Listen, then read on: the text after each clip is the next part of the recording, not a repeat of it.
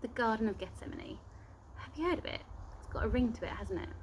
Jesus and a few of his closest friends visited the garden just moments before he was betrayed and arrested.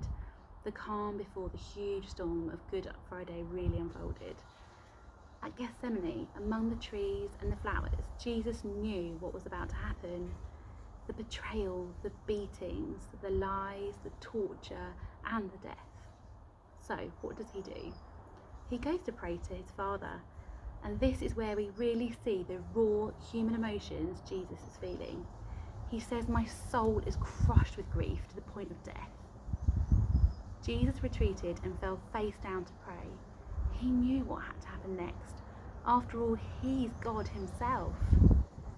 He, more than anyone, understood that a price had to be paid and that he was to be the ultimate sacrifice on the cross. But in the garden, at that moment, Jesus shows us just how human he was too. He's honest and vulnerable, and even though he knew the eventual outcome of that night, he still talked to the Father to see if there was another way.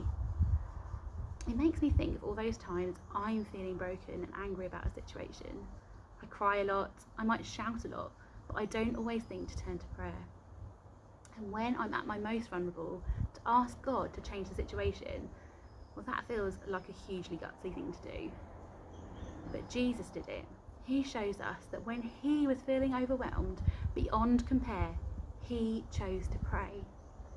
In the Garden of Gethsemane, he chose to be real with his Father and lay it all to bear.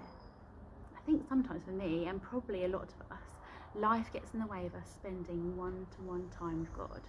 But Jesus shows us just how important that is. God longs for this level of intimacy with us, and even though he knows our deepest thoughts, he still wants to listen.